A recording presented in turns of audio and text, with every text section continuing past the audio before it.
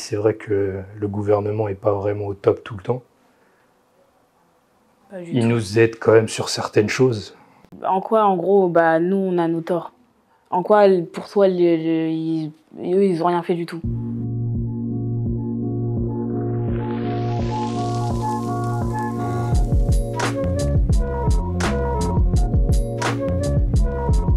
Bonjour à vous, je suis Yumna et nous sommes aujourd'hui au Muro pour l'émission J-Talk qui a pour but de donner la parole aux jeunes. Je vais donc dans un premier temps vous laisser vous présenter. Bonjour, je m'appelle Adam, j'ai 24 ans. À l'heure actuelle, je suis à la recherche d'un emploi en libre service. Et ma passion dans la vie, c'est les mangas. Bonjour, je m'appelle Stéphie, j'ai 20 ans. Et je vais commencer une école dans le web design. Et dans la vie de tous les jours, j'aime bien danser.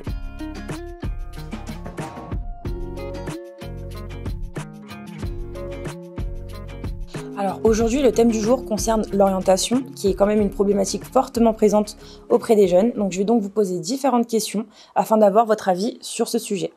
Donc la première question est la suivante. Quel a été votre ressenti durant votre cursus scolaire concernant votre orientation ?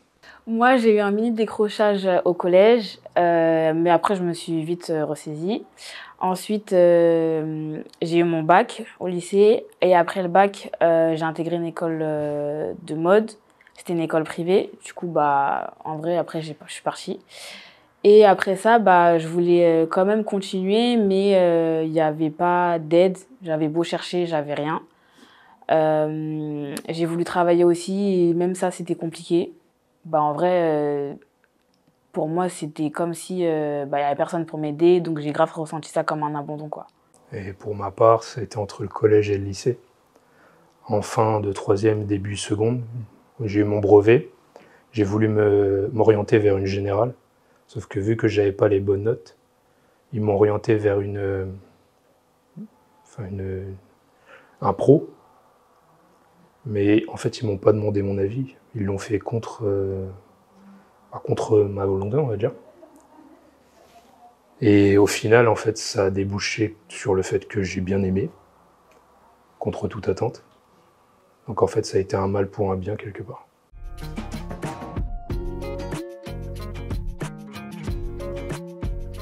Je constate que vos avis sont assez mitigés concernant votre ressenti. Donc selon vous, quelles sont les causes de ce dysfonctionnement ? Pour moi, déjà, la première cause, c'est l'éducation nationale, parce qu'ils sont pas du tout à l'écoute pour les jeunes. Je dirais que c'est quand même aussi de notre faute, quelque part. On a ce dysfonctionnement, on y participe aussi. Il n'y a pas que l'État qui entre en jeu.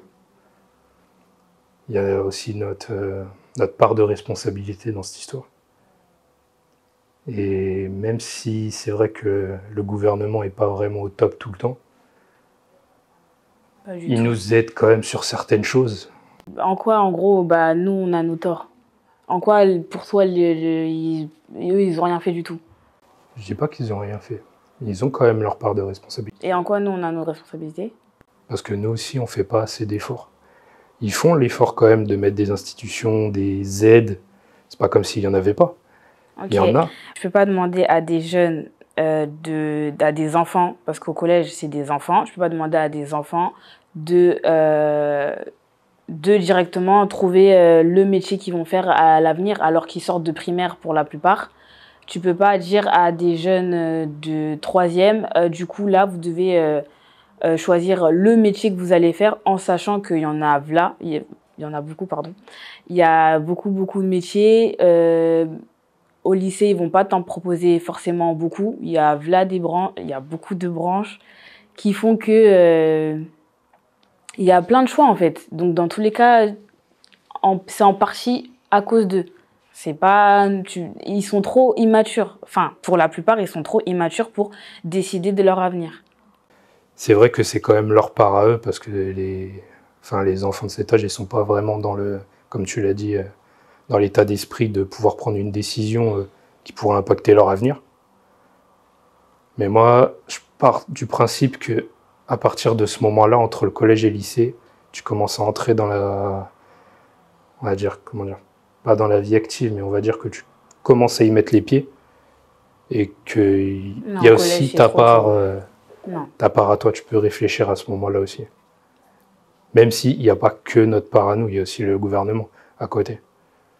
Alors justement, Adam, tu parlais du fait que plusieurs moyens ont été mis en place pour justement aider les jeunes dans leur cursus scolaire. Mais selon vous, d'où vient le problème? Déjà, il y a 3 grosses branches. Il y a le bac général et technologique. Ensuite, il y a le bac pro. Et après, il y a le CAP. Et déjà, dès là, tu sais qu'il y a 3 étiquettes. Il y a le CAP, il y a la générale où on va mettre, entre guillemets, les personnes qui ont des meilleures notes, qui ont... Pas qu'ils aiment forcément l'école, mais bref, en tout cas, qui sont là, voilà, tu sais qu'ils auront 15 de moyenne, donc la générale, c'est possible. Il y a les bacs pro où on va mettre ceux qui se débrouillent. Et puis le CAP, c'est plus... en gros, voilà quoi, t'as pas de général, t'as pas de pro, t'as pas de bac pro, tu vas en CAP. Et déjà, dès cette partie-là, tu sais que déjà, il y a un gros problème. Tu parlais d'étiquettes juste avant, mais de mon point de vue à moi, c'est vrai qu'il y a une stigmatisation de l'État par rapport à ça, par rapport aux notes, même les professeurs et tout. Mais il y a aussi le côté individuel par rapport à chacun de nous. On a aussi notre part de responsabilité là-dedans. Il y a aussi le côté humain qui entre en jeu pour ce genre de catégorisation. Et après, pour ce qui est du CAP, bac pro et général, il n'y a pas de...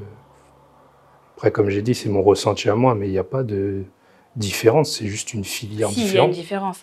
Parce que déjà, t'es au collège, t'es en SECPA, tu sais que tu vas aller en CAP. Or que non, moi, j'étais au lycée, il y avait une fille que je connaissais, elle était en SECPA, et elle a fait certes son CAP, et après, elle est partie en bac pro. Et pourtant, du coup, ça l'a, entre guillemets, retardée, alors qu'elle pouvait directement aller en bac pro. Donc déjà, là, tu sais qu'il y a un problème. Et ça n'avait rien à voir avec ses notes, c'est juste parce que de base, elle était en SECPA, donc ils l'ont mis en CAP. C'est tout. J'ai eu un ami à moi qui est parti de la filière où il était avec moi, en bac pro électrotechnique, et il a réussi à faire sa première en général. Pourtant, il n'avait pas des notes extraordinaires non plus, mais il avait réussi à plaider sa cause pour qu'il aille en général, parce que cette filière-là lui plaisait pas du tout. Et il a réussi à aller en général malgré le fait que... Donc il a commencé par un bac pro, parce qu'il avait pas assez de bonnes notes. Non, il avait des notes moyennes. Mais ils l'ont mis en général, enfin en pro comme moi, comme où j'avais pas eu le choix, lui aussi ils l'ont pas laissé le choix. Mais après il a réussi à se construire une meilleure voie, on va dire, et ils lui ont donné une chance en général. Donc ça revient au fait que tu avais dit, de base, toi tu voulais aller en général, mais vu que tu n'avais pas les bonnes notes, ils t'ont mis en pro. Moi oui, parce que j'ai pas fait l'effort d'aller en général après. Donc ton pote, ils lui ont fait la même chose. Oui, mais après il a réussi à s'en sortir. Une fois, ils l'ont mis en pro parce qu'il n'avait pas assez de bonnes notes. Et après, c'est lui qui a dû prouver qu'il avait les capacités d'aller en général. Voilà. Donc, je reviens sur la question que j'ai dit tout à l'heure, c'est aussi de notre part à nous, pas que le gouvernement. Ouais, mais...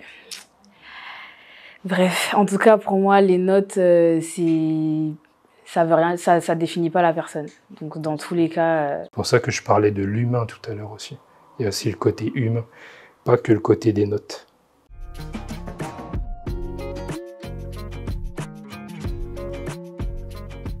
Alors, nous avons parlé d'étiquettes, mais selon vous, à partir de quand avez-vous eu l'impression que votre personnalité a été prise en compte dans votre proposition d'orientation?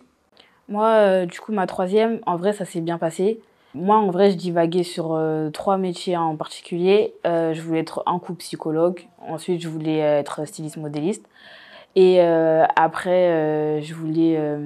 c'était quoi l'autre? Bon, je sais plus ce que je voulais faire. Mais en tout cas, c'était dans la générale, ça c'est sûr. Il y avait eu un forum des métiers dans mon collège. Et il y avait du coup une maman qui parlait de son métier, tout ça. Elle était prof de stylisme, qui après était ma prof principale au lycée. Et du coup, ma prof principale de troisième m'a dit si c'est ce que t'aimes, tout ça, on va te mettre là-bas. Dans tous les cas, tu dessines tout le temps et tout et tout. Du coup, j'ai fait un mini-stage. C'est un truc d'une journée où tu apprends à connaître la filière. Et après ça, j'ai fait un entretien. Et après, j'ai été prise. Donc, pour moi, en tout cas, moi, ça s'est bien passé. En revanche, pour ma part à moi, dans la fin du lycée, un BTS que je voulais faire, en fait, à cause de mes notes, parce qu'en première et ma première terminale, parce que j'ai redoublé la terminale, ma première terminale, j'ai j'avais complètement décroché. Donc mes notes étaient en chute libre et j'étais quasiment pas là. Bref, ça c'est de mon fait à moi. Mais après la seconde terminale que j'ai fait beaucoup d'efforts. J'ai eu des bonnes notes. Et j'ai voulu m'orienter vers un BTS électrotechnique dans la même filière. Sauf que, bien évidemment, à cause de la première et de ma première terminale, ils n'ont pas voulu que j'aille plus loin, en fait. Ils m'ont pas laissé ma chance d'aller plus loin. À cause de ces deux parties-là de ma vie. Alors que j'ai prouvé dans ma seconde terminale que j'avais les capacités pour aller en BTS. Mais malheureusement, il y a eu le côté humain parce que je m'entendais pas vraiment avec la personne qui gérait le dossier, en fait, mon dossier. Et à cause de ça aussi, ça a joué sur le fait que je puisse pas continuer, en fait. Après, j'ai essayé d'avoir une chance moi-même grâce à Parcoursup. Sauf que ça a été pris trop tard, en fait. Et j'ai pas pu trouver une entreprise. Donc au final, j'ai complètement lâché et là, je suis rentré directement dans la vie active.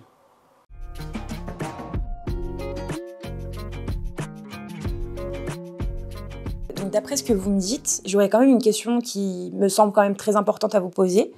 Est-ce que pour vous, une mauvaise expérience peut être fatale pour la suite de votre parcours? Non. Parce que moi, j'ai eu un bac pro métier de la mode. Et j'ai un projet tout construit dans ma tête. C'est juste que, en vrai, l'école de mode, en soi, ça va entre guillemets me servir à rien. Et du coup, ouais, je me suis partie. Je vais faire un an de web design, mais dans tous les cas, ça va me servir pour le projet que je veux faire à la longue. Donc, dans tous les cas, non. Si en gros, on sait ce qu'on veut faire clairement, on a juste besoin de sûrement d'autres trucs pour pouvoir aboutir à ce qu'on veut, en fait. Et pour mon cas, vu que je suis rentré dans la vie active, même si toutes ces années, j'ai passé dans ma filière électrotechnique, elle m'a quand même servi. Donc, plus tard, si je voudrais me spécialiser dans autre chose, parce que rien n'est jamais fini, on peut toujours changer de filière ou même se construire une autre voie. Ça me fera toujours cette expérience en plus que par exemple quelqu'un d'autre n'aurait pas eu, qui pourrait plus tard déboucher sur un autre métier. Donc pour dire qu'en fait, il n'y a jamais de fin à ce qu'on fait en fait. On peut toujours se construire une nouvelle route.